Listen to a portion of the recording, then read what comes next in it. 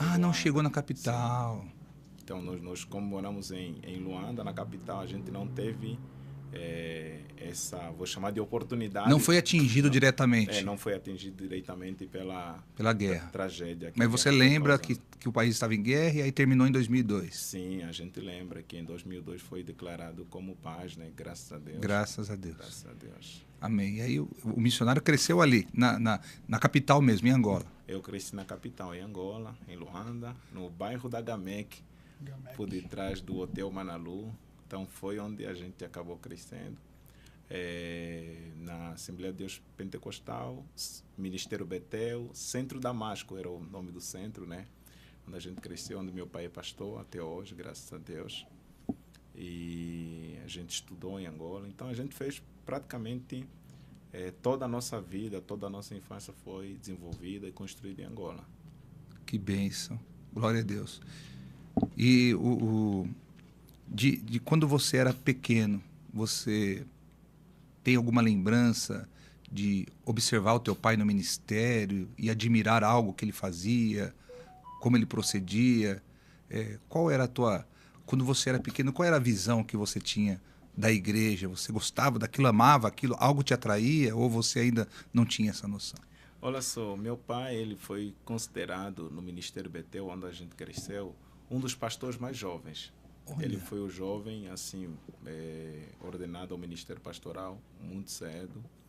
E um dos episódios que marcou muito a nossa infância, aquilo revelou muito a convicção do chamado do meu pai ao ministério, foi quando eles tiveram uma caravana, eles foram na província do Okukungo, aqui no Brasil vocês chamam de estado, nós chamamos de província. Província. Fizemos um trabalho de evangelização.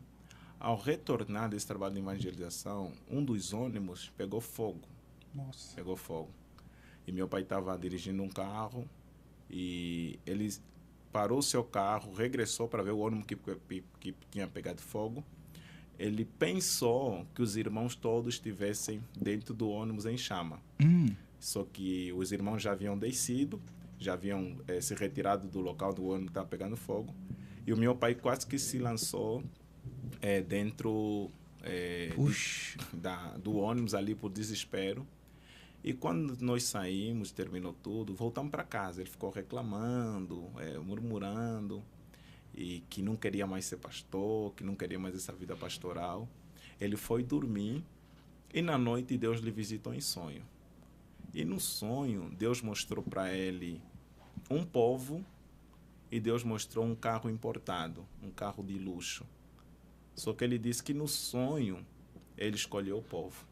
Então essa foi uma das grandes convicções de que Deus estava ali chamando, de facto, independentemente das circunstâncias, para cuidar de um povo. É como se Deus falasse para ele, você quer a glória do mundo ou quer a obra de Deus, né? De Deus, verdade. Que bênção, hein? Que bênção. E essa foi uma lembrança que você tem, então, de um fato que aconteceu que marcou a sua infância. Na vida do meu pai. Na vida do seu pai. Que coisa maravilhosa. E a igreja que você cresceu na igreja do seu pai mesmo, que ele era pastor, né? Sim. Como é uma igreja tradicional, avivada, como ela é? É uma igreja pentecostal. Pentecostal. Né? Pentecostal, carismática, continuista. Então lá tem libertação, cura divina. Libertação, cura divina, manifestação de dons espirituais, poder da palavra. Um típico de uma igreja mesmo pentecostal, porém de uma teologia saudável. De uma teologia muito saudável. Importante. Um equilíbrio entre teologia e piedade, né? Um equilíbrio entre palavra e a vida de santidade, um equilíbrio. Então, nós crescemos nesse ambiente. E a nossa igreja, por exemplo, naquele contexto da época, era uma igreja que começou com telha de zinco. Sim. Uma igreja que começou com telha de zinco, foi se desenvolvendo, foi crescendo. E hoje nós temos uma média igreja, né? Uma igreja aí de bloco, construída, bonita, para a glória de Deus. Que bênção. No ano de 2012 eu estive em Angola. Olha que bênção. Foi uma experiência muito boa. Aprendi a amar o povo, a nação, a cultura. E algumas igrejas que eu fui pregar, o telhado era de zinco ainda. Sim. E algumas, a parede não chegava até em cima, ficava só até a metade. Algumas são assim ainda? Ainda tem no contexto angolano ainda a igreja com pouco recurso, Pouco recurso. muita paixão. Uhum. Né? Não tem muito recurso financeiro, material, midiático, social, porém há uma paixão intensa por Deus, há uma paixão intensa pelas almas, uma paixão intensa pelo evangelho, pela evangelização. Então ainda tem igrejas, logicamente, em Angola, igrejas muito desenvolvidas, igrejas muito estruturadas, igrejas muito bonitas, muito lindas, com muito recurso. Porém, nós temos ainda igrejas com pouco recurso e muita paixão. E são essas igrejas que marcaram e fizeram a diferença no país. O missionário falou de paixão. Uma coisa que eu percebi realmente é a alegria com a qual o povo angolano serve a Deus. Em todas as igrejas que eu fui. E eu percebi assim um fervor muito grande, né? Vocês são, né? Muito apaixonados por Deus, né? Seja pelo louvor, seja pela palavra, até mesmo no ato de ofertar, há muita alegria, né? Isso foi muito marcante para mim. Olha só, culturalmente falando, o angolano é um povo alegre. É um povo da festa, é um povo da palma, é um povo da risada.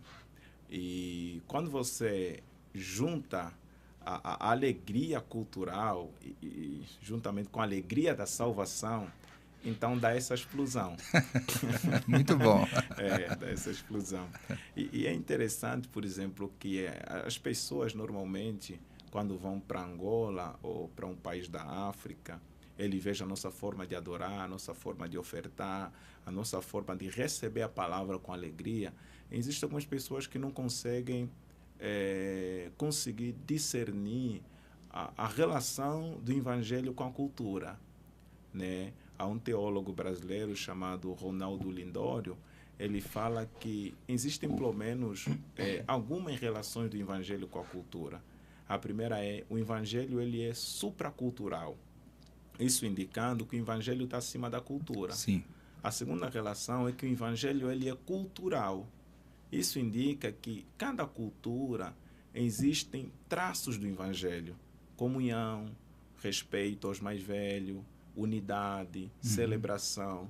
Então, quando nós que somos crentes percebemos que o reino de Deus é um reino de comunhão, é um reino de alegria, e nessa cultura tem esses índices, e nós percebemos que nessa cultura tem traços do evangelho.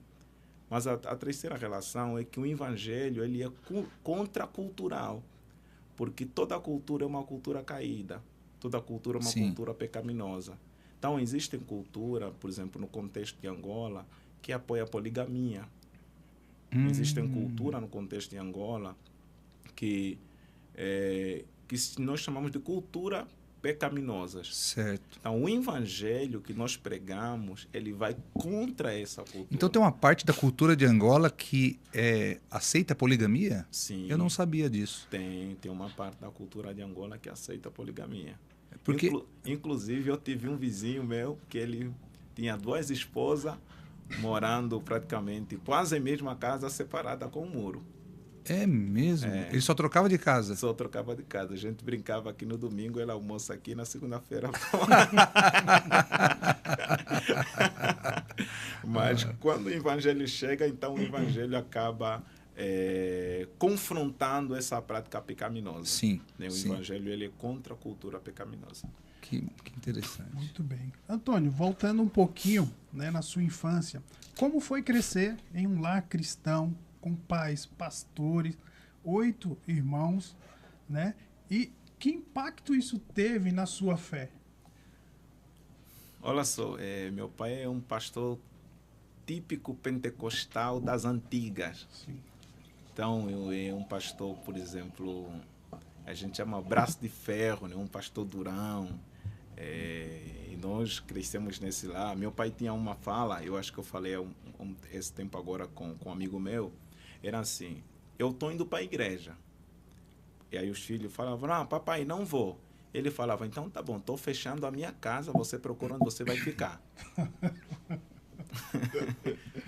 Aí, querendo ou não, você era esforçado a ir para a igreja porque não tinha para onde ficar. Mas o meu pai, ele é um homem, para a gente, ele sempre foi muito exemplar. Muito exemplar. Sua conduta, sua simplicidade, seu amor, isso nos contaminou. Ele era duro, mas exemplar. Né? Ele não era aquele pastor com uma vida dupla. Né? Esse dilema hoje na pastoral, que em casa é uma coisa e na igreja é uma outra. Né? Ele era um pastor em casa e pastor na igreja. Então, isso nos encantava, né? Porque essa paixão por Jesus, essa paixão pela igreja, essa paixão pelo evangelho nos encantava. Então, a gente cresceu, embora que todo processo de adolescência tinha a sua rebeldia, né? Tinha a sua resistência, indo para a igreja sem compromisso com Deus, indo para a igreja sem compromisso com a igreja. Você vai porque o pai disse que se você não ir, não tem para onde ficar, ele vai fechar a porta da sua casa. A gente cresceu nesse ambiente aqui. Bacana. Você via no seu pai também uma vida de oração? Olha só, uma das coisas fortes na igreja angolana é a vida de oração. Meu amigo Maurício está aqui me acompanhando hoje. A gente sempre conversa disso aqui. Naquela época, talvez até pela escassez do material bíblico, teológico, da formação, eram poucos pastores que eram assim profundamente teológicos. Mas eram pastores de muita oração. Muita oração. Eu já vi coisas na minha casa extraordinariamente acontecendo através pelo poder da oração. Coisa linda. Coisas lindas. Tem um exemplo para nos dar aí? Uma mulher que foi curada de trombose. Trombose. Através do poder da oração da vida do meu pai e da minha mãe. Que bênção. Você sabe que quando nós estivemos lá, nós praticamente já fomos com a agenda pronta, né? Porque como os dias são contados, você já tem que saber onde vai pregar, onde cada um vai pregar, né? Já tem que mais ou menos tudo preparado. Então não dava muito para sair daquela agenda que já estava preparada. Mas apareceram muitos pastores no hotel, na verdade. Porque na época espalhou muito rápido o boato que havia pastores brasileiros ali. E muitas igrejas vieram ali no hotel para tentar levar algum pastor para pregar.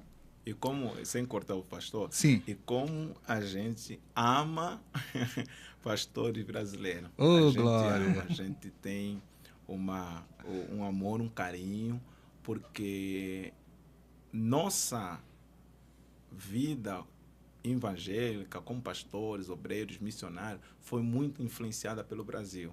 Isso tanto faz nossos irmãos do movimento pentecostal, da Assembleia de Deus, quanto nossos irmãos da Quadrangular, nosso irmão Batista. Então, isso, para a gente, é uma bênção que um pastor brasileiro está em Angola, a gente vai para ouvir. Olha, eu vou te falar, a gente percebeu esse amor. A gente percebeu, fomos muito bem recebidos mesmo.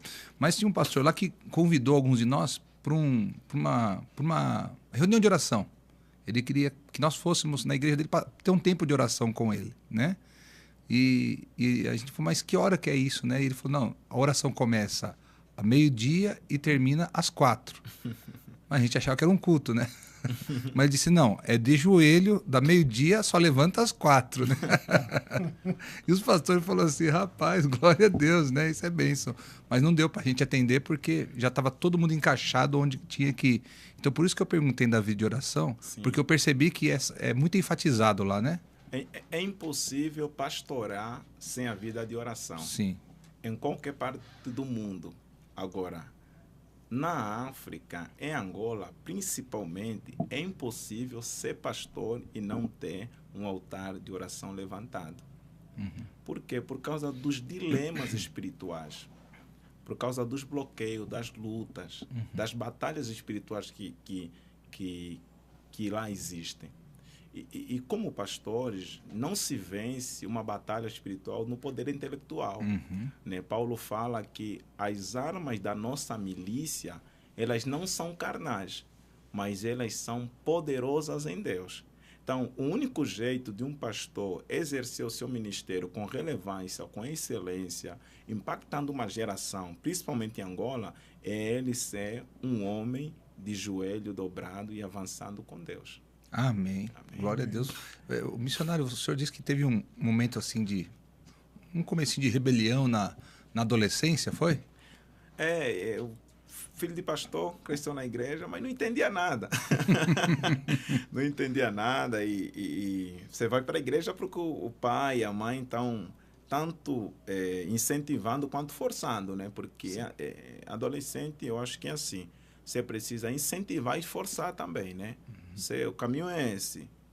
Vem por esse caminho. Já que ele não quer ouvir, então, olha, eu te levo por esse caminho, né? É aquela bendita frase. Ou você leva Jesus para sua casa, ou você leva sua casa para Jesus. Amém. Então, eu vivi nesse contexto, onde eu ia para a igreja, não entendia nada, não tinha compromisso com a igreja, não tinha compromisso com a palavra, com o conjunto, não entendia nada. Então, eu vivi nesse tempo de rebelião, coisa de adolescente.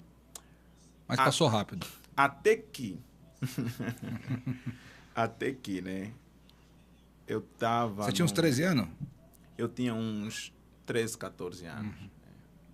E uma das coisas interessantes, meus irmãos, quando verem o vídeo, eles vão lembrar, meu pai, todo final do ano, ele nos preparava para apresentar jogral na igreja. Todo final do ano. Né? Normalmente, final do ano tem a questão do Natal. Então, o que acontecia? Meu pai nos preparava, a gente apresentava jogral sobre o Natal, era algo muito fenomenal. Às vezes, quando a gente não apresentava individualmente, a gente apresentava em dupla, né? Por exemplo, tinha um jogral de A a Z. Você citava o abecedário todo e a pessoa ia falando alguma coisa que tinha a ver com a Bíblia. Então, a gente cresceu nesse contexto, até que eu estava aqui no Brasil, vocês chamariam de uma festividade, de um congresso, num congresso de adolescente, e eu vi adolescente chorando, falando em língua, se rasgando na presença de Deus. Eu falei, Deus, não é possível, não. Eu sou filho de pastor. Eu estou na igreja, mas eu não sinto o que esses adolescentes estão sentindo. Se eu mesmo, Senhor, e não é emocionalismo, me visita, faz algo novo no meu coração, me regenera, me toca, me envolve com a tua glória diante de Deus. Pastor, eu fiz uma oração sincera. E o bom da Bíblia é que Deus ouve oração sincera. Amém. Eu fui visitado por Deus. Eu senti o impacto da graça de Deus. Eu senti o amor de Deus me abraçando, a obra da regeneração tomando conta do meu coração. Eu voltei para minha casa e uma convicção eu tive na minha alma. Eu estou indo para a igreja. Daqui para frente, não mais por causa do papai, não mais por causa da mamãe, nem pela influência dos meus irmãos. Eu estou indo porque eu tive um encontro com meu Salvador. Glória a Deus. Eu abro aqui um parênteses, né? E para dizer, filho de pastor não é neto de Deus. Filho de pastores precisam ter uma experiência real com Jesus. Amém. Precisam ter um encontro com Deus, um encontro transformador, um encontro perdoador, um encontro de regeneração para uma vida nova. Por quê? Porque se você não for regenerado, a igreja vai ser cansativa, a palavra vai ser aborrecível, o culto vai ser chato, o clima da comunidade cristã para você vai ser desprezível. Mas se você for regenerado por Deus, um encontro de salvação, isso você vai dizer, como Davi, 1000 vezes ficar em tua casa do que em um qualquer outro lugar. Amém. Amém. Que palavra, hein? Eu acho que não somente filho de pastor, mas filho de cristão, né? Filho de cristão não pode ser neto de Deus, tem que ser filho também, né? E para ser filho tem que ter a experiência, né? Glória a Deus. E aí, a partir daí, você foi com vontade para a obra de Deus, para a casa de Deus. A partir daí, eu fiz tudo que você pode imaginar na igreja. Eu fui porteiro, eu apresentei jogral, participei do grupo teatral, Na minha igreja tinha, né? Grupo de gesto. Sim. Eu Muito bom. participei do grupo gestual. Eu cantei no conjunto de adolescente. Eu fui líder de oração do Grupo de departamento. gesto aqui no Brasil é chamado de dança e coreografia, né? É esse mesmo. É esse, dança né? e coreografia. Dança e coreografia. É isso mesmo. Então, eu tive, assim, muito envolvido, né? Uma experiência com Deus, de facto, te faz você se envolver apaixonadamente pelas coisas do reino. E você começou a sentir desejo por algo maior, algo além. Nessa fase? Nessa fase nós tivemos o nosso grupo, aí, o conjunto da mocidade, nós tínhamos, antes do ensaio, tinha 5 minutos de palavra, a gente chamava de momento de exortação. Normalmente quem dava a palavra era a liderança, né? Tinha aí o nosso irmão José Malua, tinha um irmão chamado irmão Wilson de Jesus, tinha um irmão Lino Lisboa. Esses irmãos eram nossos líderes, então eles davam a palavra para nós. Só que eles começaram a abrir um espaço de oportunidade para os adolescentes. Então, ia um amigo meu da minha mesma faixa etária, mesma idade, ele dava uma palavra e boa. Aí daqui a pouco, ó, próximo sábado, que o ensaio lá é todo sábado, próximo sábado o Raul é que vai trazer a palavra. Ai, pastor. Aí a gente foi, buscou. E essas oportunidades de 5, 10 minutos foram gerando no nosso coração esse interesse pelo ministério da palavra, né? Glória a Deus. É aquela expressão do profeta que diz que não despreze os pequenos começos. Então, foi uma palavra aqui, uma palavra ali. E naquela altura Deus estava fazendo um movimento na igreja, numa outra igreja do lado, chamada Peniel, onde tinha uns jovens praticamente da mesma faixa etária que nós. Peniel? Acho que eu fui nessa igreja. Peniel é uma igreja. Qual é o nome dela completo? É a igreja? Não, é a Assembleia de Deus Pentecostal, Congregação Peniel. Peniel. Bom, deve ter mais de uma lá com esse nome, né? Deve. Peniel, né? Diferente do Brasil, sem cortar o senhor, diferente do Brasil, aqui no Brasil, normalmente as igrejas elas são pelo bairro, né? Algumas igrejas normalmente pelo bairro. Assembleia de Deus, Ministério de Perus, bairro Perus. Assembleia de Deus de Pirituba, bairro Pirituba. Em Angola, não. Em Angola, os nomes da maioria das igrejas elas são com uma referência bíblica.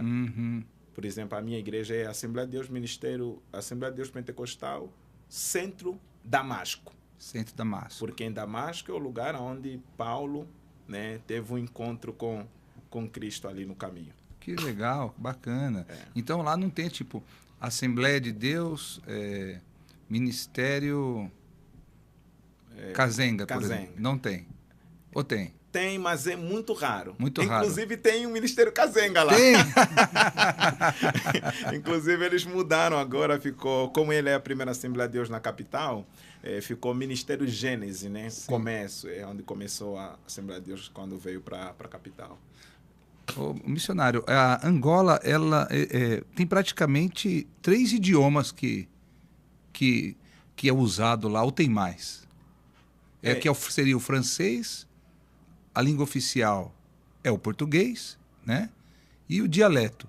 O dialeto, tem mais de um dialeto? Olha só, em Angola não se fala francês. Não se fala francês. Não se fala francês. Então quem fala francês lá é que veio de fora. Quem fala francês ou ele aprendeu na escola. Certo. Né? Ou os nossos irmãos da República Democrática do Congo, que falam francês como uma segunda língua. Angola você tem português e os dialetos que a gente chama tribal, regional, nossa língua materna.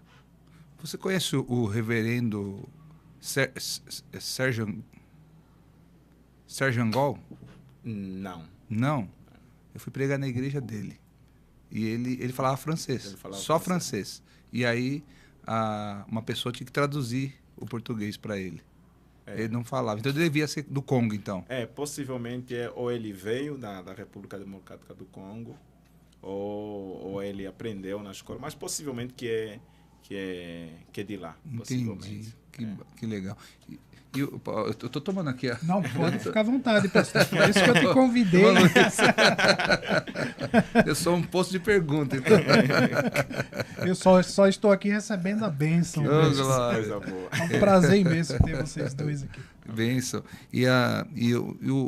O missionário conheceu sua esposa e casou lá ou aqui no Brasil? Olha só, eu conheci a Marinela lá, né? A gente namorou. Ela era da mesma igreja que você? Ela é da mesma igreja que minha. E a gente liderou departamento de intercessão junto.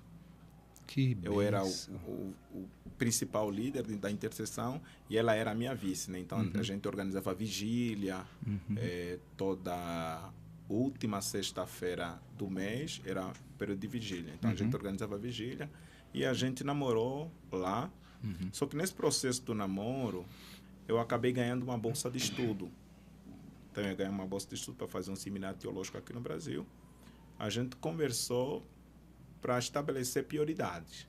Né? A gente casa, mora em Angola, ou a gente casa, ou a gente prioriza o estudo, vou para o Brasil, me organizo e trago você para cá.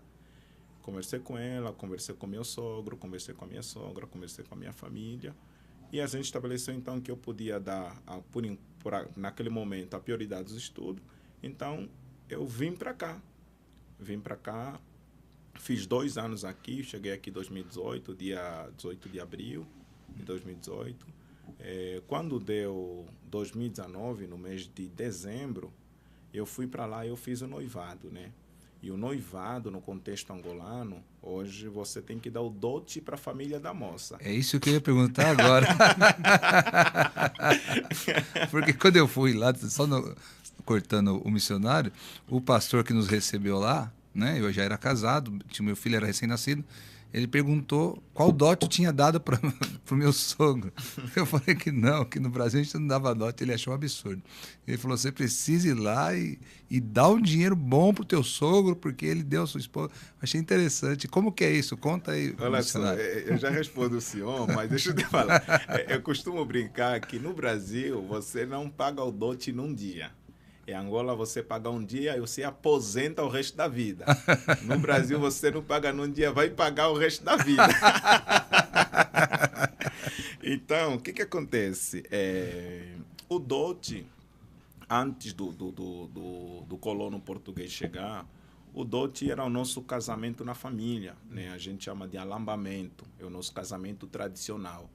Né? No meu entendimento, existem algumas divergências de ideia, mas no meu entendimento, era quando o moço queria casar a moça, as famílias se uniam e faziam uma lista, a gente chama de presente, de honra, para você honrar a família que cuidou da sua futura esposa. Então, nessa lista, um dinheiro à vista, fardos de refrigerante, terno do pai, sapato, às vezes terno do tio, tem os nossos tecidos africanos, e normalmente pede-se 2, 3, 4 tecidos. Então, esse era a nossa forma de casamento. Inclusive, para quem não é crente, ele entrega o dote e já vive com a esposa. Né? Tradicionalmente falando, pela família eles já são casados. Só que, no meu entendimento, não tinha um amparo legal. Por exemplo, eles moraram juntos, né? Deu dote, fez um casamento de família. Eles moraram juntos durante 10, 20, 30 anos. E houve uma separação. Sim. Como não tem um amparo legal, então a mulher não tem uma cobertura. Então o marido ficava com todos os bens construídos pelo casal. Então, aí eu entendo que criou-se, porém, uma regra. Você vai dar o dote, vai casar na família, porém você vai ter que casar no civil para ter um amparo legal. E como a Igreja Católica chegou lá, você vai ter que casar na igreja, entre aspas, para ter a bênção de Deus. Então, em Angola é assim, você dá o dote, você casa no civil e depois você casa na igreja. Só que nessas 3 celebrações, você tem 3 festas.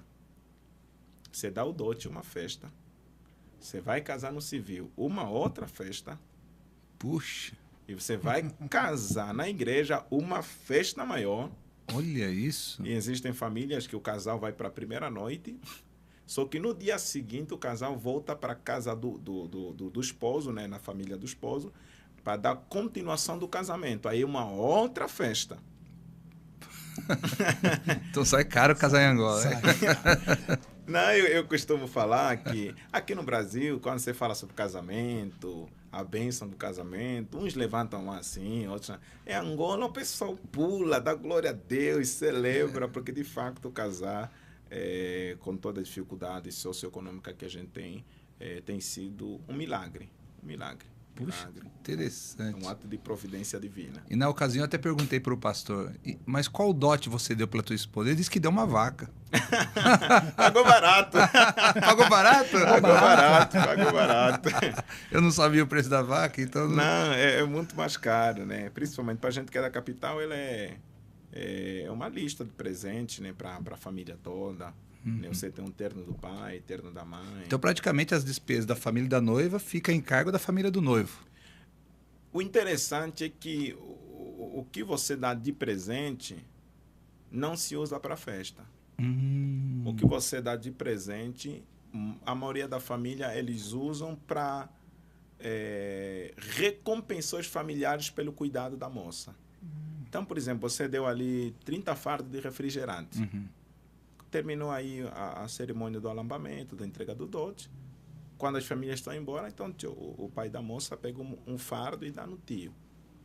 Aí pega um outro fardo e dá numa outra tia. Aí pega, se tiver nossos tecidos africanos, aí tem uma tia mais velha, leva um tecido.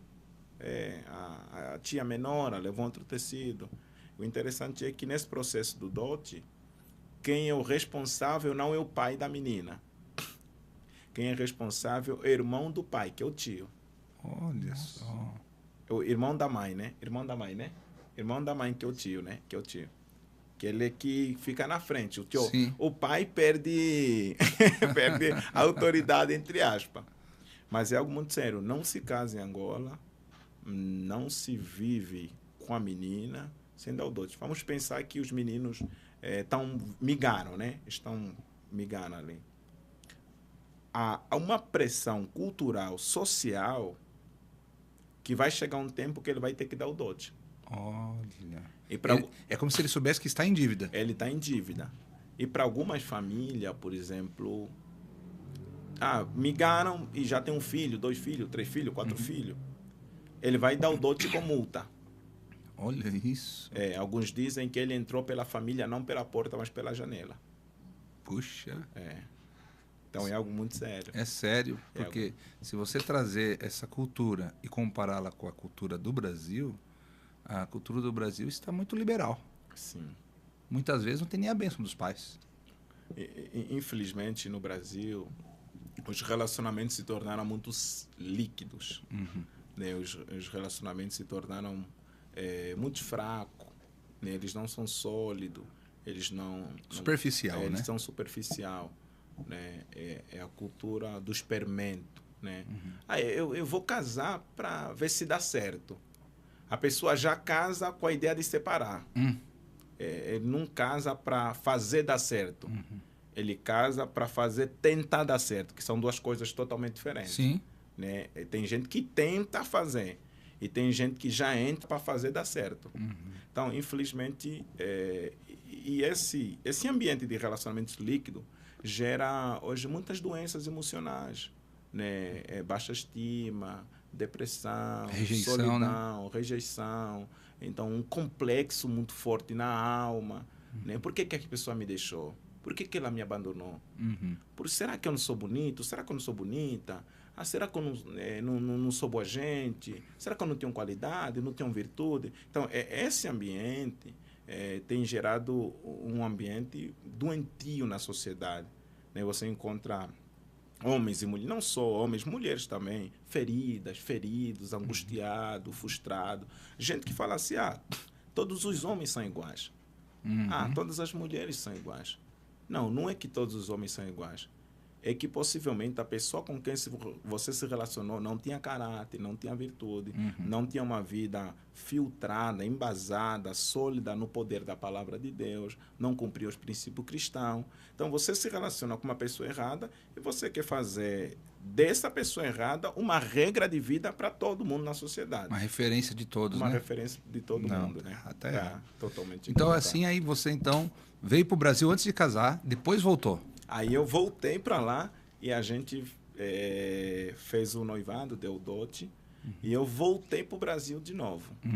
Eu voltei em 2020 e em 2020, em março, chegou a pandemia. Sim. Né, fechou tudo, não tem voo, não tem fronteira, não tem visto.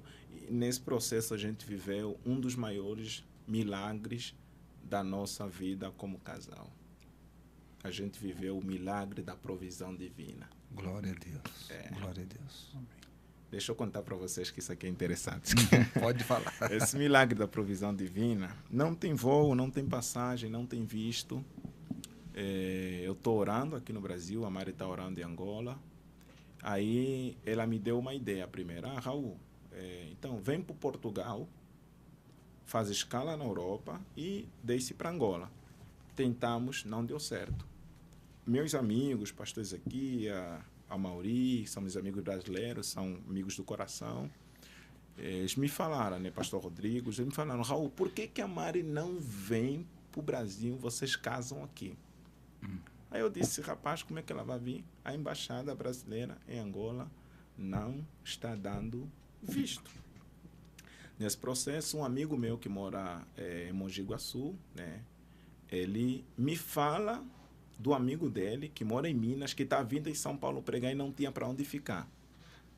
Aí eu disponibilizei minha casa para ficar um tempo e para me ajudar ele também em algumas agendas. Só que esse amigo que chegou na minha casa, ele me perguntou, Raul, por que você mora sozinho aqui no Brasil? Eu falei, moro sozinho porque a Mari está em Angola, minha esposa, na altura minha namorada, e a embaixada brasileira não está dando visto em Angola. Aí ele falou, Raul, vamos tentar. Vamos tentar. Aí eu falei, não, mas não está dando tudo lá tal. Aí ele falou assim, olha lá, no consulado angolano em Angola, tem um amigo meu, manda ela dar entrada, que o visto vai estar na mão. Olha. Bênção. No auge da pandemia, aí nós demos a entrada e o visto saiu, para a glória de Deus. Glória a Deus. Só que o visto saiu e eu estou com casa de solteiro, móvel de solteiro, cabeça de solteiro. Aí o meu pastor presidente me chamou e ele falou assim, Raul, você já tem móveis dentro da sua casa para receber a sua futura esposa? Eu falei, pastor, móvel que eu tinha de solteiro. Ele disse assim, então, Raul, faz uma lista e traz para mim, que eu vou abençoar você com todos os móveis. A igreja vai abençoar você. Fiz uma lista, tudo, correndo aqui, resumindo, fiz uma lista, tudo. Aí, quando eu levei para ele, estava lá nossa missionária, a esposa do pastor, ela disse, irmão Raul, não precisa lista, não. Sai da casa, na casa que eu tinha alugado na altura, vai para uma casa da igreja, fica um tempo lá que nós vamos fazer uma coisa de Deus lá. Quando a gente saiu da casa, quando a gente voltou, todos os móveis estavam colocados dentro da casa, para a glória de Deus. Bênção, glória a Deus. Então a gente casou, pastor, sem colocar uma unha. Então vocês casaram aqui? A gente casou aqui no Brasil. Que bênção. Aqui. A nossa igreja, Assembleia de Deus, Ministério de Perus, cuidou de tudo. A gente casou sem colocar. Desde a casa, nossa roupa. Isso foi 2020? Isso foi 2021. 2021. 2021, no mês de novembro. E você já estava morando em Franco da Rocha? Eu não, estava morando em Perus ainda. Em Perus ainda? Eu me mudei em Franco da Rocha 2023, em dezembro. É recente. É recente, eu estou lá um ano lá. Que um ano e pouco. E quando você saiu de Angola para cá, então você já tinha esse chamado missionário para pregar a palavra em outros lugares, em outras nações. Quando eu saí de Angola para cá, em Angola eu já pregava, eu já liderava, eu já estava envolvido com trabalhos missionários, eu já fui vice-líder do departamento missionário, eu já fazia cruzadas, tem muitas cruzadas que nós realizamos juntamente com a nossa igreja, e eu vim para cá já com essa chama ardendo no meu coração. Então, quando eu cheguei aqui, eu tive um dos maiores privilégios que alguém como estrangeiro possa ter, oportunidade de trabalhar no departamento missionário da Assembleia de Deus Ministério de Perus, juntamente aí com a liderança do CONAMP, onde estávamos envolvidos com a área administrativa, de missões, e cooperando também como pregador de congresso, festividade, palestra, ensino, voltado à missão. Então, a gente teve esse santo privilégio, né? Sim. Raul, o que te motivou a vir para o Brasil? Além da bolsa que você ganhou, o que mais te motivou? Você ganhou uma bolsa, foi um brasileiro que te ofereceu, você estava pesquisando, conheceu algum pastor lá? Como que foi? Olha só, em 2015, um pastor amigo meu, que eu mando um abraço, um beijo no coração, pastor Simplício João, ele estudou no Brasil aqui, ele morou aqui 10 anos. Ele voltou para Angola, ele abriu um seminário teológico. E eu nunca tinha conhecido um homem com uma capacidade como aquela. Nunca. Ele chegou na minha vida num momento que eu estava num dilema teológico, contato com a teologia reformada, cessacionista, o filho da Assembleia de Deus, continuista, fala em língua, crê no poder de Deus. Então eu estava num dilema teológico e o Simplício chegou. Então o Simplício chegou resolvendo muitos problemas, colocando muitas bases teológicas na minha cabeça. E eu estudando ali no seminário dele, me matriculei no seminário dele. Nesse processo do seminário dele é onde eu ganhei a bolsa. Ele foi uma das pessoas que abriu os meus olhos para o Brasil. Agora, interessante é que eu nunca pensei para a Europa, eu nunca pensei para os Estados Unidos, eu nunca pensei para um outro país da Ásia. O Brasil foi a nossa maior referência do Evangelho. Então, se você perguntasse hoje para qualquer jovem pregador angolano, qual país você sonha aí? Ele vai te falar, Brasil. É mesmo? Eu vou para o Brasil, eu quero estudar teologia, eu quero conhecer mais de Deus, eu tenho muitas referências de pregador, de pastor brasileiro. Então, foi um dos motivos que me motivou. E 2 amigos meus também foram motivação, assim, certeza de que vai dar certo. José Malua e o Isaac. Porque em 2015 ou 2016, eles ganharam a bolsa nesse seminário e eles vieram para o Brasil. Então, isso falou, se eles conseguiram, eu consigo chegar lá também. Inclusive, esses amigos meus, eles me cuidaram, eles são meus mestres, eles são minha referência, eles são meus irmãos mais velhos no Brasil. E eles foram, assim, a grande chama para a gente chegar aqui também. Muito bem.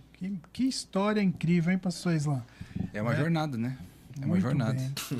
Agora, teve choque cultural quando você chegou no Brasil? Quando você saiu do aeroporto, você já foi olhando assim, qual foi a impressão que você teve do Brasil?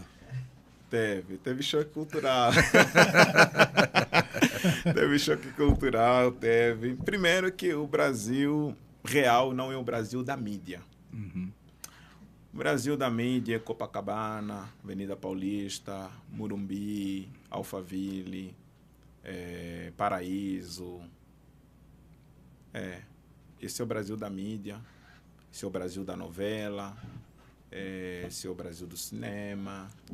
Os angolanos assistem muita novela brasileira, né? Muito. Inclusive, em Angola tem as emissoras de TV brasileira. Né? Passa a Globo, passa a Record, a SBT. Olha. Então, esse é o Brasil que a gente foi consumindo. Só que, quando você chega para o Brasil, você percebe que isso que foi passado pela rede social, pelas TV, o Brasil, existe. Mas ele não é todo o Brasil. Ele é uma parte do Brasil. Então, por exemplo, uma das coisas que gritou muito aqui é a questão da desigualdade social.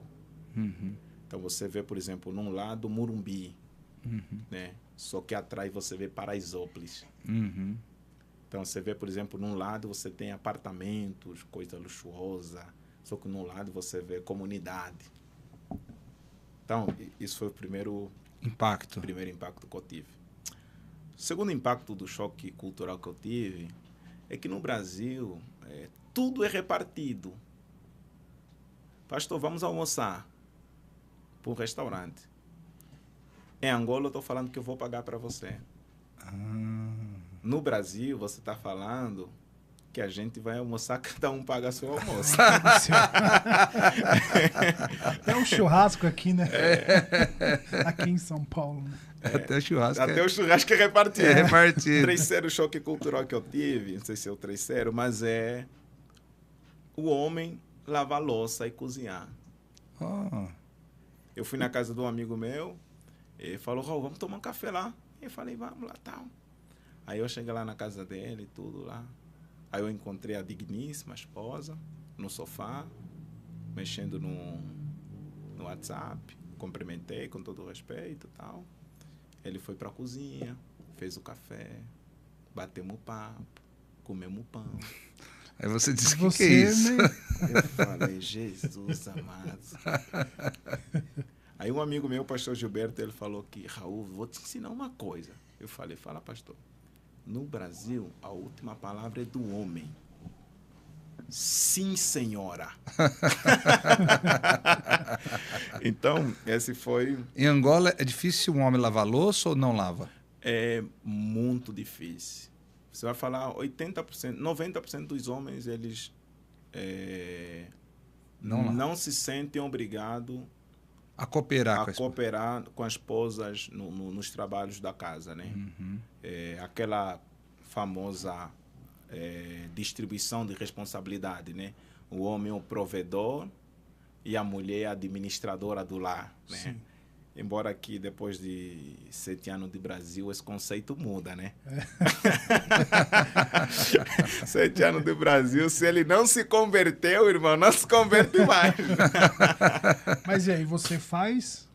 Eu ajudo a minha esposa. Eu entendo que a responsabilidade do lar é do casal. Você absorveu um pouquinho da cultura brasileira. Precisa se aculturar, né? Precisa se aculturar, distribuir ali o fardo, né? Ajudar a esposa para ficar muito mais leve. E hoje a gente tem um filho também, né?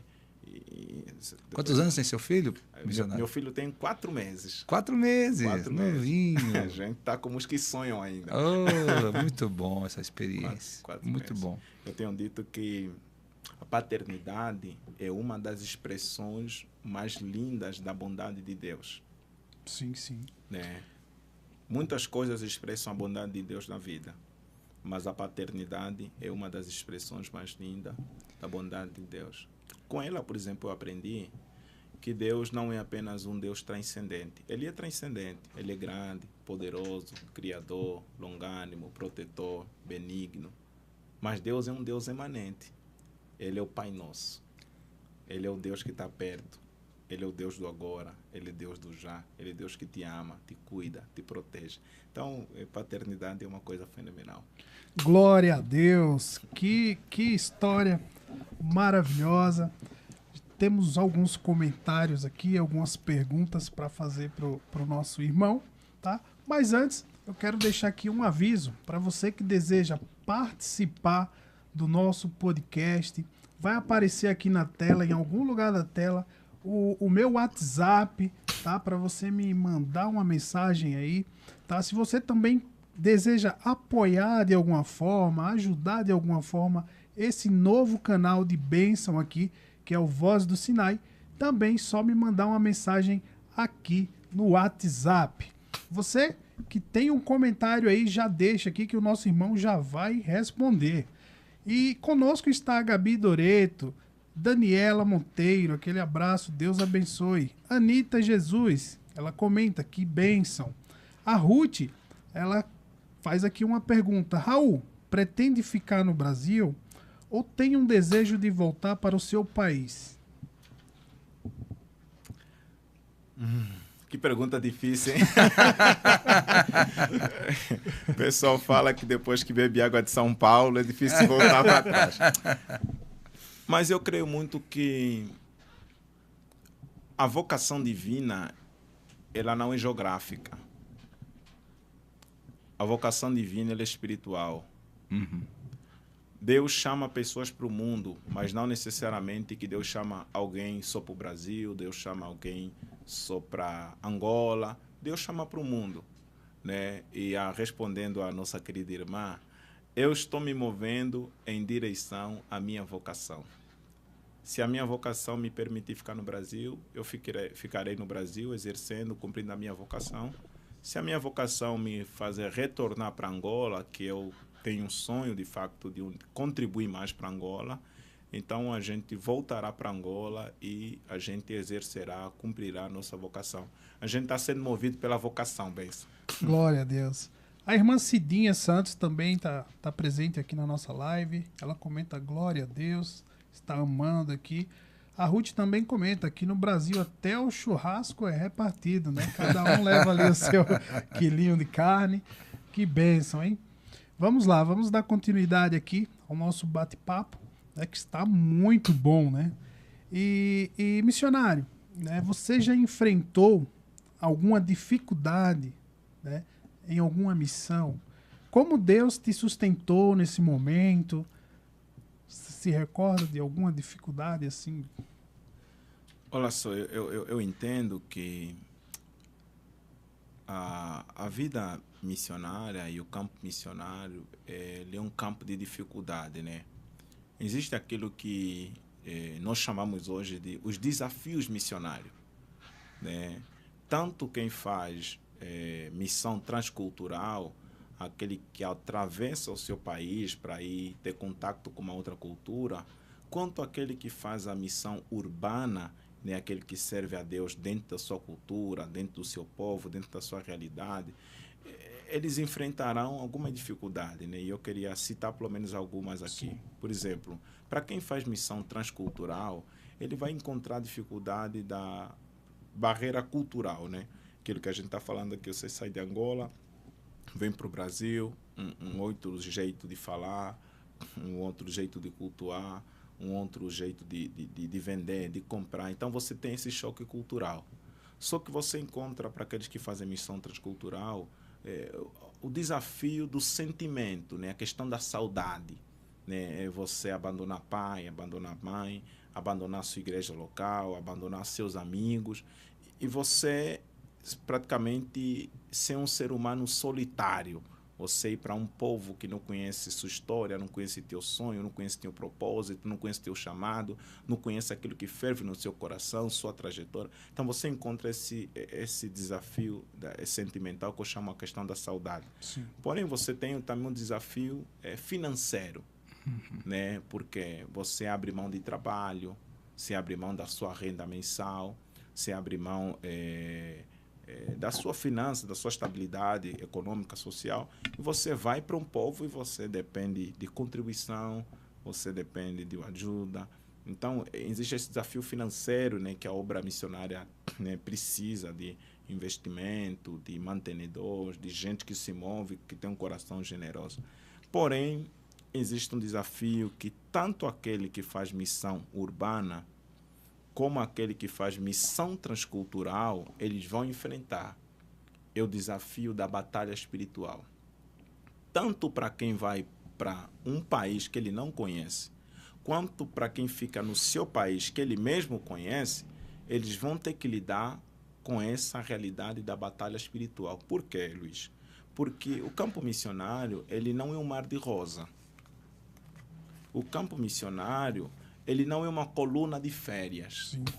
Então, ninguém sai daqui, vai para Angola, vai para Moçambique, vai para África do Sul, vai para Botsuana, vai para a Índia, vai para a China, vai para qualquer país onde Deus o enviou, e ele está indo como um turista.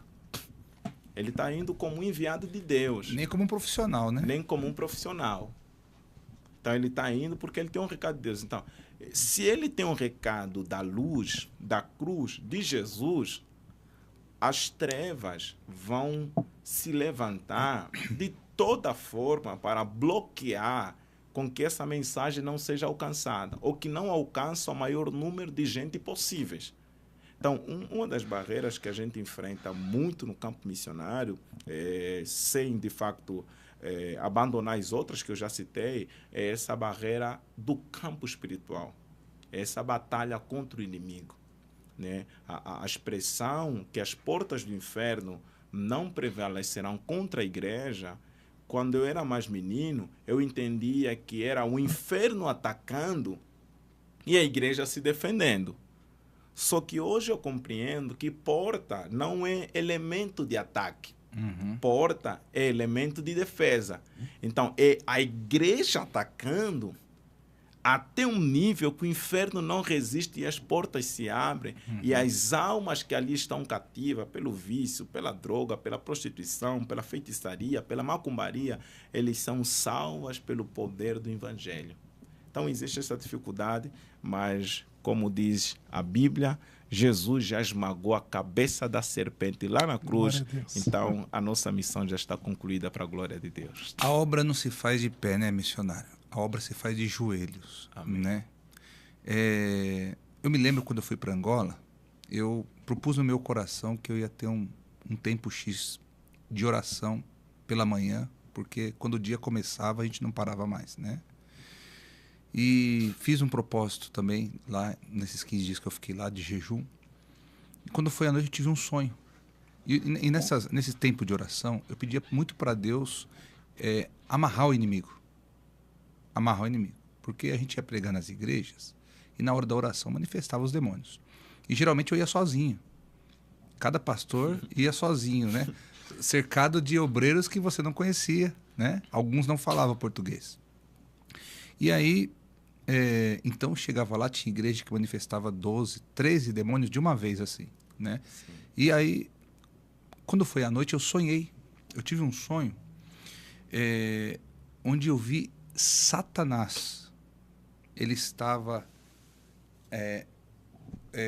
como fosse um grilhão preso na parede, assim. Mas ele era um ser branco. Ele não era assim como se pinta Satanás, com chifre, com rabo, não. Ele era um ser branco, como tivesse sido um anjo de luz mesmo. Sim. Só que o semblante dele era muito maligno, muita ira e muito ódio. E ele estava amarrado. E eu estava mais ou menos a uma distância dele, de alguns metros, e ele tinha uma tesoura na mão. Então, ele pegou essa tesoura e mesmo com a mão amarrada, ele jogou sobre mim. E eu abaixei e a tesoura passou. E ele falou assim, não pensa que é porque eu estou amarrado que eu não posso te atingir. Falou desse jeito. E eu acordei.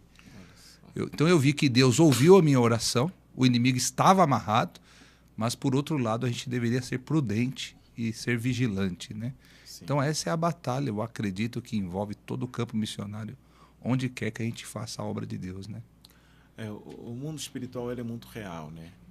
E ninguém avança, ninguém prevalece, ninguém impacta, ninguém alcança alguma coisa relevante no mundo espiritual, no reino de Deus, se não for através do poder da oração. Porque gente que não ora, pastor e nosso irmão Luiz, gente que não ora confia na força do seu braço. Gente que não ora confia na sua inteligência. Gente que não ora confia no diploma teológico, acadêmico, secular estampado na parede.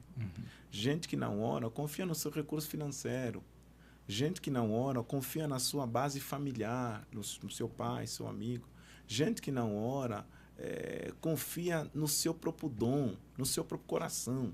Mas gente que ora confia no Deus Criador, Salvador, poderoso, Redentor. E esse Deus tem tantos nomes na Bíblia, mas um deles é Jeová Nissi. O Senhor é a nossa bandeira. A gente vai para o campo missionário já declarando esse nome. O Senhor é a nossa bandeira. Deus nos dá a vitória porque Ele já venceu a serpente, Ele já venceu o inimigo. Glória a Deus. Que coisa linda, né? É uma coisa tremenda a gente pensar sob esse ponto de vista espiritual, né? Que jornada, hein, missionário? Glória a Deus, hein? Glória a Deus. Que jornada, né, irmão Luiz? Muito. Que bênção. E hoje o missionário está auxiliando numa igreja ou está à frente de uma igreja? Hoje eu estou praticamente como um pregador itinerante, né? Pregador itinerante. Hoje eu estou como pregador itinerante. Só dentro de São Paulo ou vai para fora de São Paulo? Eu vou para fora de São Paulo, eu já fui para alguns estados no Brasil, pela graça de Deus, conhecendo essa pátria amada, grande, gigante demais.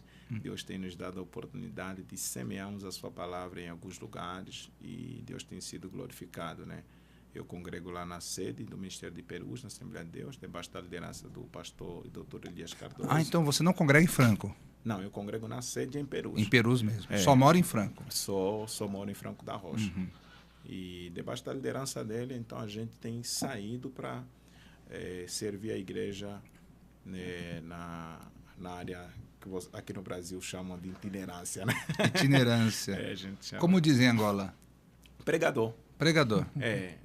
Vamos convidar o pregador. Interessante que lá tem muito isso também de chamar profeta, né? Dizer o profeta. Apóstolo a gente diz aqui também. Sim, né? Hoje, por exemplo, eu tenho até minhas críticas com o movimento profético. Eu tenho dito na minha humilde concepção que 2015 para trás o Brasil foi a única nossa referência. 2016, 17 para frente, a nossa referência de alguns jovens pastores em Angola mudaram, se tornaram os profetas. E esses profetas, normalmente, eles são mesmo do continente africano, da Nigéria, do Zimbábue, do Ghana, da África do Sul. Só que esse movimento profético, ele trouxe muita heresia, muitos escândalos, muita imoralidade, que eu acho que o que eles chamam de profético, eu chamo de patético. Né? E isso, eu queria pensar isso na realidade do Brasil também, né? Porque hoje o que se vê de profeta da live, que se vê de profeta do Instagram, que se vê de profeta por aí. Então, o que muitos chamam de profeta, eu analiso e eu falo, isso é um movimento patético. Só um pateta faz o que esse cara está fazendo. Porque profeta de verdade, ele entrega o que Deus manda sem manipulação, entrega o que Deus manda sem pensar em recompensa. Profeta que, de verdade, ele não entra em contradição com a Bíblia. Por exemplo, existem profetas que só morava eu e a Marinela, a gente não tinha filho, e o profeta veio e disse assim, o teu inimigo está dentro da tua própria casa. E só está morando eu e a minha esposa. Eu que é o inimigo. Por quê? Porque o falso profeta promove inveja, promove contenda, promove divisão. O falso profeta promove ilusão. Ele brinca com os sentimentos das pessoas. E só para terminar essa fase do falso profeta, há dias atrás eu escrevi, por exemplo, Luiz, sobre 3 armas dos falsos profetas. 3 armas que o falso profeta trabalha. A primeira arma é a arma do medo. Todo falso profeta, ele trabalha com medo. A segunda arma é a arma da culpa. E a terceira arma é a arma da ganância. Medo, culpa, ganância. Porque o falso profeta, como é que ele produz medo nas pessoas? Se não está dando certo na sua vida, fizeram uma macumba. Se não está dando certo, o diabo amarrou. Se não está dando certo, os demônios estão na tua casa. Ele vai produzindo medo, vai produzindo medo, vai produzindo medo. Segundo, ele vai produzindo culpa. Se não está acontecendo, você não tem fé. Se não está acontecendo, você não ora. Se não está acontecendo, é porque você não é fiel, você não é obediente a Deus. Se não está acontecendo, é porque você está afastado, a mão de Deus está pesando. É como se fosse uma justificativa para o não cumprimento da profecia dele. Né? O não cumprimento da profecia dele. Então, você vai trabalhando com culpa. A terceira coisa é a ganância. Ele vai dizer, olha, você vai ser o mais rico da sua casa. Você vai ser o mais milionário do país. Estou vendo na sua mão, Deus está assinando um grande contrato. Deus está colocando uma grande chave. A roda gigante vai girar. Isso vai provocando no coração da pessoa que ganância. Eu vou ser grande, eu vou ser poderoso, eu vou ser rico, eu vou fazer, eu vou ir. E quando chega o tempo, passa o tempo, todas estas profecias elas não se cumprem. Porque o falso profeta, todas as profecias delas vão ter esses 3 pilares: medo, culpa, ganância. Ganância das pessoas, né? Tem profeta ganancioso também. O falso profeta é ganancioso, né? O falso. Sim. Mas as pessoas também são, né? Porque não vão procurar uma igreja onde vai ser confrontada, onde a palavra vai confrontar a sua vida errada, o seu vício, o seu pecado, né? Elas vão procurar algo que satisfaça aquele anseio ambicioso dela, né? Que satisfaça o seu ego. Pois é isso. Amém. Temos mais perguntas aqui pro... Deixa ele tomar uma água aqui. Cristiane Neves, ela está presente aqui na nossa live, comenta: que bênção, Vital, Purificadores. Ele comenta: eu me movo pela vocação. Uau, é Deus como prioridade. Áurea Amor comenta: missionário, como o Senhor vê a fé cristã nos países africanos pobres? A cultura não é cristã, é mais difundida? A cultura não cristã é mais difundida do que a cristã? Nos países africanos? Repete de novo aí. A primeira pergunta eu trabalho ela. Missionário, como o Senhor vê a fé cristã nos países africanos pobres? A segunda pergunta: a cultura não cristã é mais difundida? Olha só. Existem muitas realidades no continente africano, né?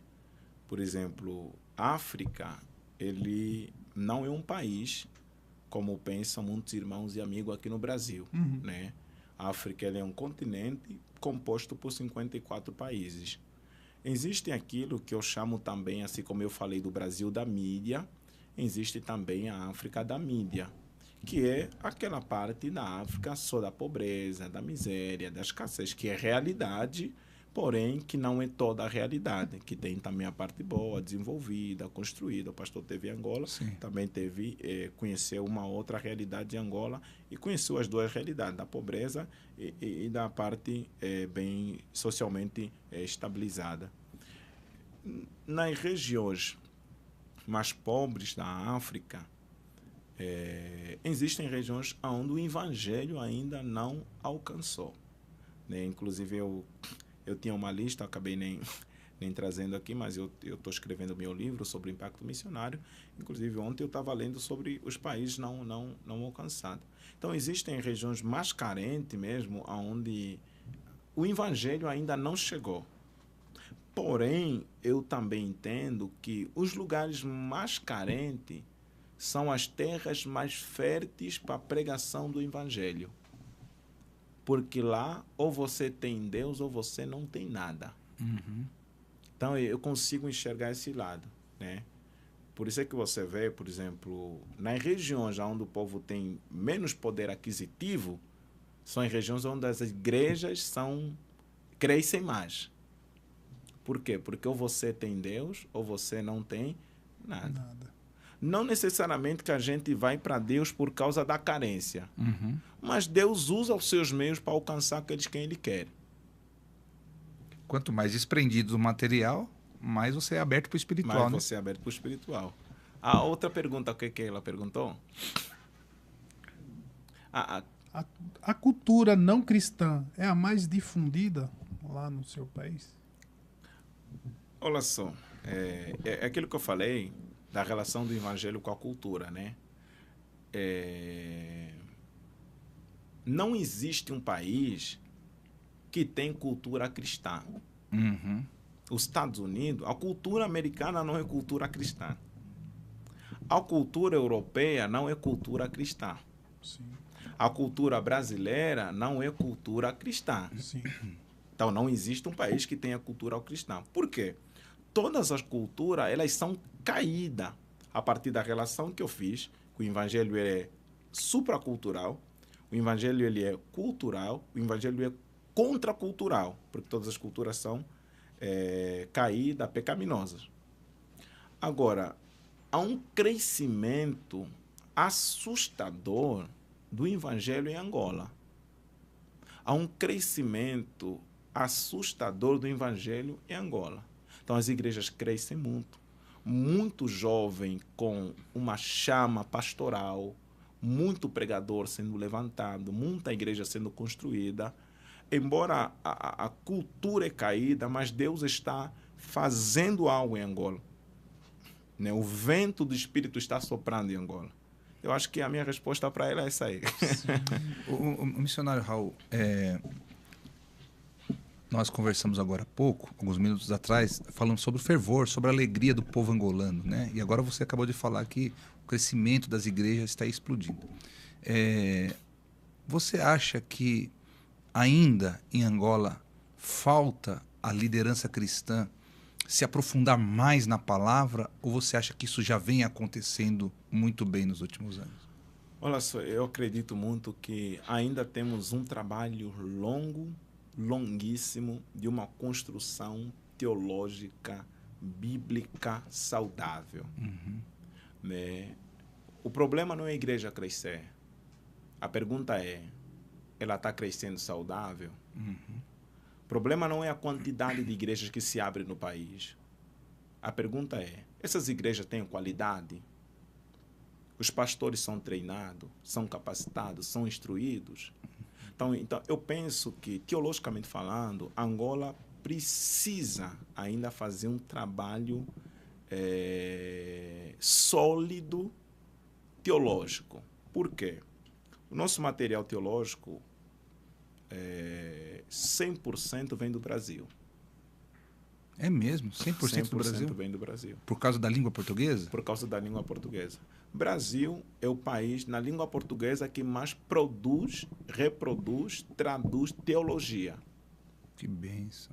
E todos os países de língua portuguesa, abaixo do Brasil, eles consomem o que o Brasil trabalha. Então, Angola precisa, por exemplo, nós precisamos de mais escola teológica. Nós precisamos de um incentivo muito forte na liderança para buscar o conhecimento teológico. E o meu medo hoje, eu estava até a falar com o Maurício quando a gente saiu pela manhã, o meu medo hoje não é mais sobre os nossos pastores antigos, né, que fizeram um trabalho com pouco recurso, mas fizeram um trabalho relevante. O meu medo hoje é com a preguiça da nova geração de pastores. É o camarada que quer ser pastor e não quer estudar teologia.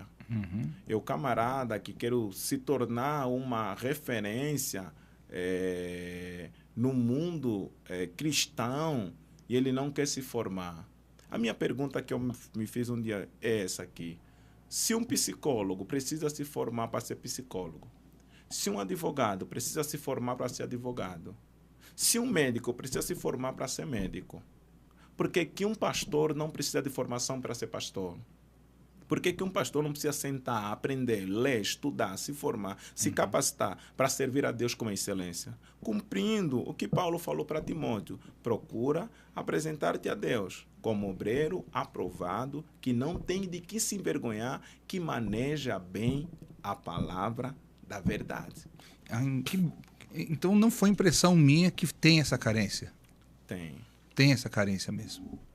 Tem uma carência muito grande e é interessante. E existe seminário lá, ô missionário? Tem alguns seminários. Que trazem assim, um fundamento sério, profundo da palavra? A Assembleia de Deus tem um seminário chamado IBA, que é o ensino médio de teologia, e tem a FATAD, que é o superior de teologia. Tem os seminários batistas, tem o STEL, tem alguns seminários de igreja independente, metodista, tem alguns seminários, mas ainda falta-se um incentivo mesmo de produção teológica pensando no contexto de Angola. Por exemplo, nós estamos, a Assembleia de Deus, ela lê ela estuda com material da CPAD, né, da Escola Bíblica Dominical do Certo. Brasil. Só que a CPAD, a Escola Bíblica Dominical do Brasil, ela está respondendo alguns dilemas do Brasil. Por exemplo, nesse semestre estão falando sobre doutrina da Trindade.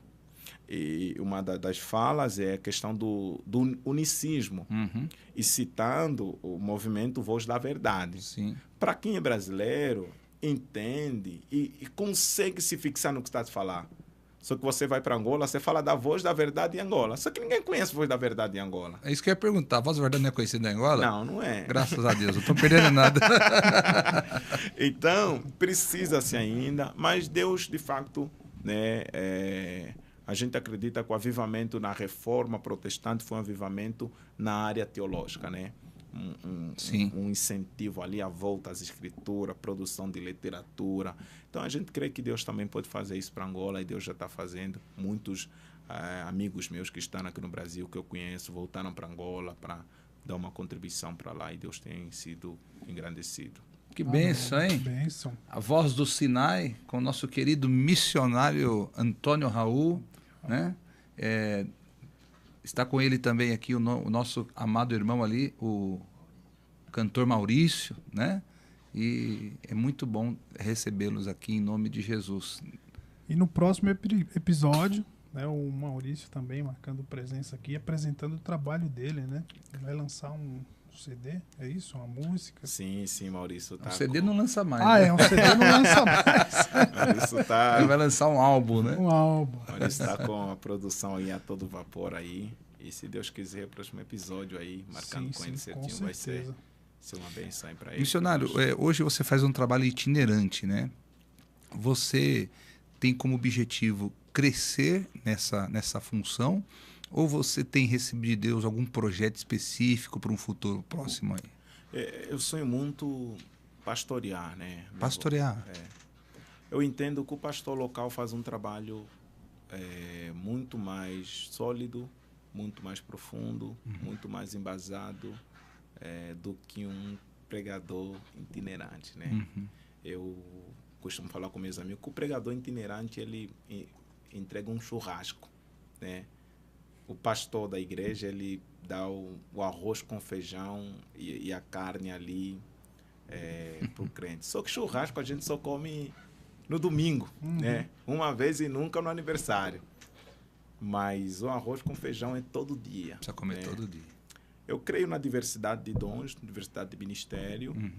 Porém, eu acredito que um pastor local, ele tem um trabalho, consegue montar mais uma visão, ele consegue discipular com mais eficiência, ele consegue conhecer a vida dos membros, ele consegue conhecer as famílias, diferente de um pregador itinerante que Deus direciona, dá uma palavra para ele, prega para um evento, prega para um congresso, prega para um culto, e Deus abençoa a igreja e ele vai embora.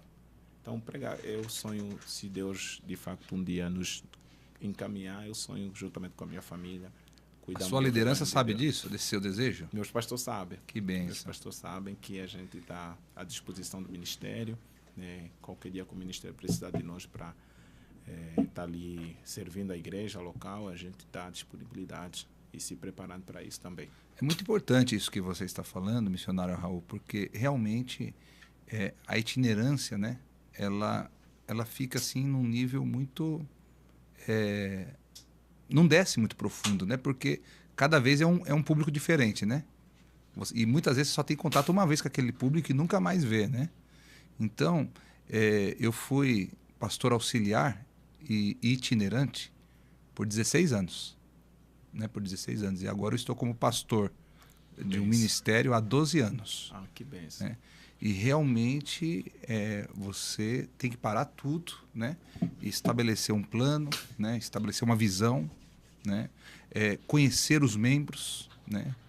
Discipulá-los, orientá-los. Isso não te impede de atender convites e tal, mas eu acredito que essa tua visão é muito acertada, porque realmente Deus precisa de pastores segundo o seu coração para apacentar seu povo, né? Isso. Eu acredito muito que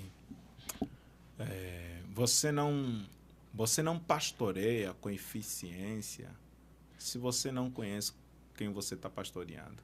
Né? Ovelhas não são clientes. Né? Igreja não é mercado. Ovelhas são pessoas que Deus colocou em suas mãos para você cuidar, orientar. Você precisa conhecer sua família, sua casa, seu trabalho, seus sonhos, suas lutas, seus dilemas. Conhecendo a pessoa, você consegue pastorear com excelência. É isso mesmo. É uma coisa maravilhosa. Mais recado aí? Tem. Irmão Luiz. A irmã Cidinha. Essa já foi falada, né? A maior dificuldade da missão na Angola. Sim. Já foi comentado. Sim. A Cristiane, ela comenta: Paz do Senhor, Raul, já passou alguma situação de perigo em missões? Perigo de vida? Algo do tipo? Perigo de vida. Olha só, graças a Deus, eu nunca passei assim nenhum perigo assim de vida que pode ser marcante assim no sentido de que entre a vida ou morte, acidente, assalto, perseguição. Graças a Deus nunca passei. A boa mão de Deus está nos guardando, nos conduzindo para o triunfo. Glória a Deus. O Obadias, ele comenta aqui: o que acha do esporte como estratégia de evangelização? Qual a sua opinião? Eu vou tocar num assunto polêmico. Mas eu vou falar. Antigamente, tinha-se o conceito de que é necessário você abandonar sua profissão para exercer a sua missão. Tinha-se o conceito de que era necessário você abandonar sua profissão para exercer sua missão. Por exemplo, você se formou como médico e Deus te chamou para o ministério pastoral, né? Aí você disse assim: não vou ser mais médico, eu vou ser pastor. Você para de exercer sua profissão e para cumprir sua missão. Você se formou como engenheiro, você para de trabalhar como engenheiro para exercer sua missão. Psicólogo, advogado, aí excessivamente vai. Hoje, há uma outra expressão que é muito interessante e muito relevante, que é o profissional missionário. É o homem e a mulher que exerce a sua profissão para cumprir a sua missão. Então, por exemplo, se a pessoa tiver uma inclinação para desporto, ele pode exercer essa sua profissão, essa sua habilidade e com ela cumprir a sua missão. Existem lugares que não se precisa só de um pastor. Existem lugares que precisa de um pastor médico. Então você consegue cumprir a sua profissão e dela você exerce sua missão. Há um livro que eu li sobre Somos Todos Vocacionados.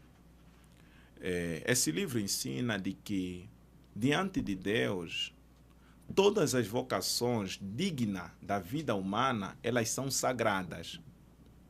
Então, não existe vocação menor e não existe profissão menor e não existe profissão maior. Por exemplo, alguém diz assim: um advogado é maior do que um pedreiro. Um pedreiro é maior do que um motorista de aplicativo. Só que diante de Deus, todas as profissões sagradas, que não ferem com a dignidade humana, elas são sagradas, elas têm a mesma relevância. Sim.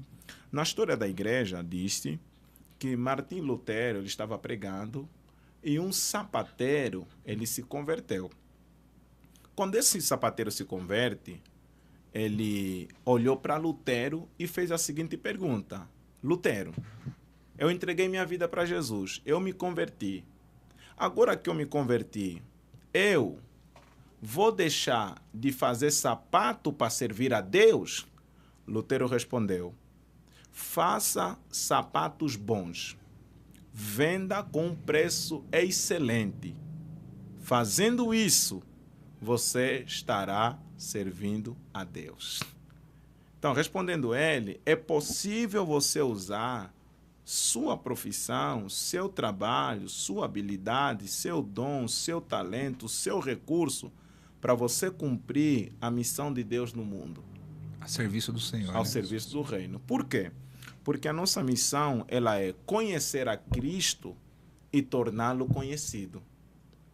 A nossa missão ela é conhecer a Cristo e torná-lo conhecido.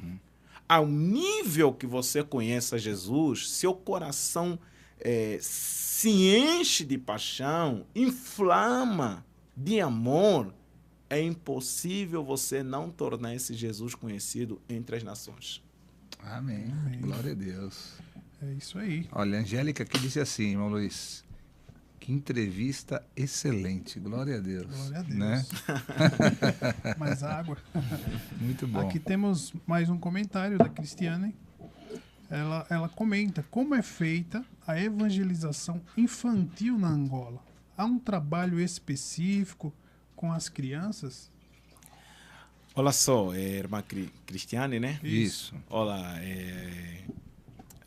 nós temos lutado, né? Contexto da igreja. Eu sempre estou falando a partir do contexto da igreja que eu fazia parte, né? Que eu faço parte, que é a Assembleia de Deus. Nós temos lutado muito para instruir os meninos no caminho que devem andar, né?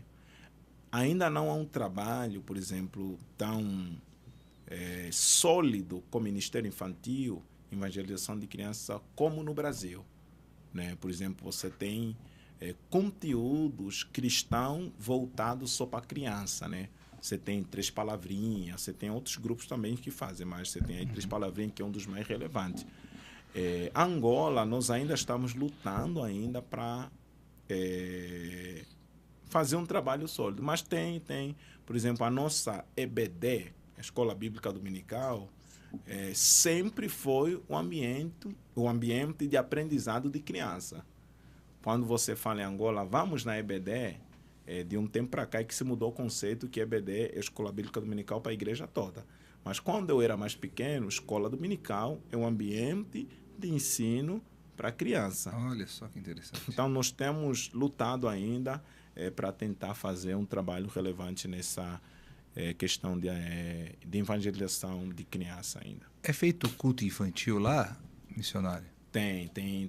Porque aqui, enquanto está acontecendo o culto oficial, as crianças são levadas para o Ministério Infantil e ali tem um culto na linguagem delas, né?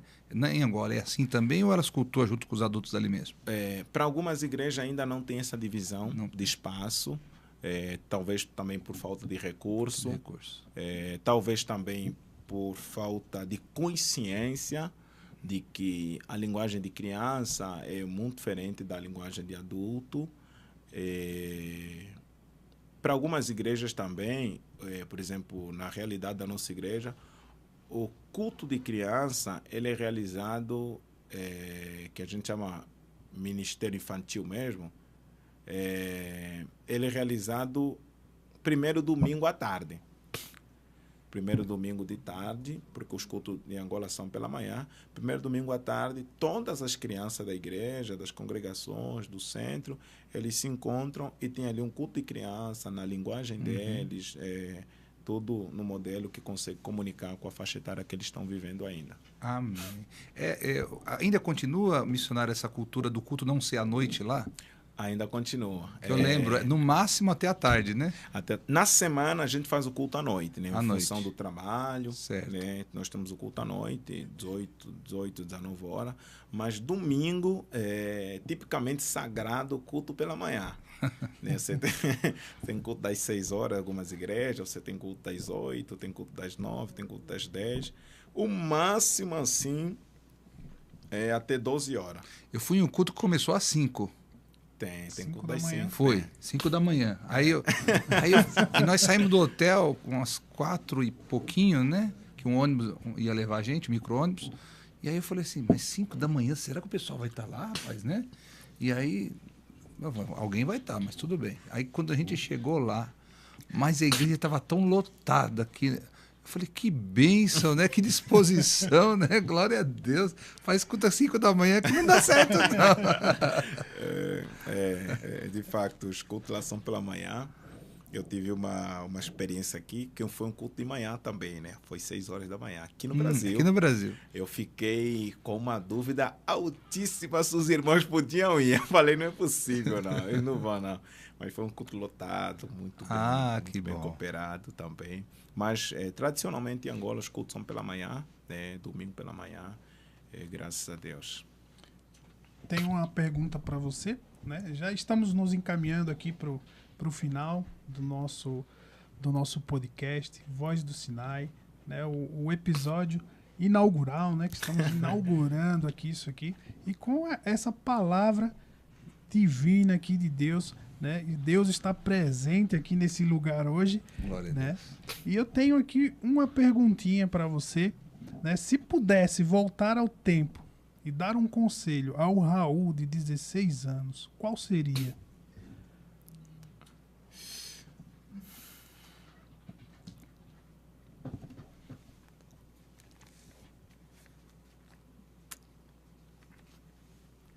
Pesada, né? Pode pensar. Por exemplo, estude mais. Estude mais. Estude mais. A Bíblia. Estude mais a Bíblia. Estude mais livro. Estude mais ciência. Estude mais. Se prepare. Se prepare. Porque é melhor você estar preparado e não ter oportunidade do que você ter oportunidade e você não estar preparado. Seria um dos conselhos. Segundo conselho, trata o teu coração. Trata o teu coração. De onde Deus vai te levar, ou você pode virar um monstro, ou você pode ser uma bênção, se você não tratar o seu coração. Trata o seu coração com relação a dinheiro. Trata o seu coração com relação à mulher. Trata o teu coração com relação à fama, elogio. Trata o teu coração em relação às conquistas materiais. Título, cargo. Porque de onde Deus vai te levar, se você não tiver um coração tratado, você vira monstro. Por isso é que você vê pessoas que, quando não tinha nada, não era ninguém, era humilde, simples, gente boa, leve, comunicativo. Deus levou ele para o lugar da exaltação. Ele virou monstro, arrogante, soberbo, prepotente, nariz empenado.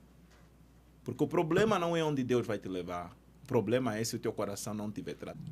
Então, É isso, hein? Você pode Que deixar bênção. também aí uma mensagem final, né? Para as pessoas que estão nos assistindo, as considerações finais. O Raul vai voltar mais vezes aqui com fé em Deus, porque ele tem muita história ainda para contar, né? Deixa as considerações finais aí para os nossos ouvintes. Qual é a minha aqui. câmera? É que é essa daqui? Isso aqui. Isso. Queridos, queria agradecer nosso irmão Luiz, nosso querido pastor. Obrigado por esse tempo de qualidade, esse tempo de comunhão. Obrigado pela oportunidade que vocês nos dão de poder estarmos na mesa com vocês. Eu acho que não tem um preço que pague a mesa. Que Deus possa abençoar esse programa, essa nova etapa, esse desafio. Uma palavra para o programa primeiro. Sejam firmes, constantes e abundantes na obra do Senhor, sabendo Amém. que esse trabalho não é em vão. Eu queria deixar uma palavra para você que me ouve. Sirva a Deus na sua geração. Tome as 3 decisões mais importantes da sua vida hoje. A primeira decisão é: eu viverei para a glória de Deus. Viva para glorificar o nome de Jesus. Viva para honrar, para exaltar o nome de Jesus. A segunda decisão é: viva para honrar a sua família. Viva para honrar seus filhos, sua esposa, seus pais, seus netos. Viva de maneira que a sua vida não seja uma vergonha para a sua família. Viva de maneira que a sua vida não seja uma desonra para a sua família. Viva de maneira que a sua vida não seja um tropeço para a sua família. Viva intensamente para honrar a sua família. Terceira decisão que eu gostaria que você tomasse. Viva para ser um canal de bênção nessa geração. Viva de maneira que a sua vida abençoe muita vida. Viva de maneira que através de você Deus toca muita gente. Viva de maneira que quando um dia a sua missão na terra acabar, alguém vai ter que dizer verdadeiramente: aqui passou um homem, aqui passou uma mulher que viveu para servir a sua geração. Gaste tempo, investe recurso, se doe, meu irmão, de maneira que a sua vida alcance a sua geração. Essas são minhas considerações. Você, que Deus te abençoe. Você que não me segue na rede social, você pode acompanhar minha rede social, Antônio Viegas Raul. No YouTube, eu estou começando por lá também, Missionário Antônio Raul. Estou pelo TikTok também, Antônio Viegas Raul. Eu estou pelo Facebook também, Antônio Viegas Raul também. Então, você segue minha rede social, acompanha o meu ministério. Que Deus em Cristo te abençoe. Você pode marcar a sua agenda também a partir do nosso contato, que é 11 964 27 80 76. Que Deus em Cristo te abençoe no poderoso nome de Jesus. Obrigado, pastor. Obrigado, irmão Luiz, por essa oportunidade.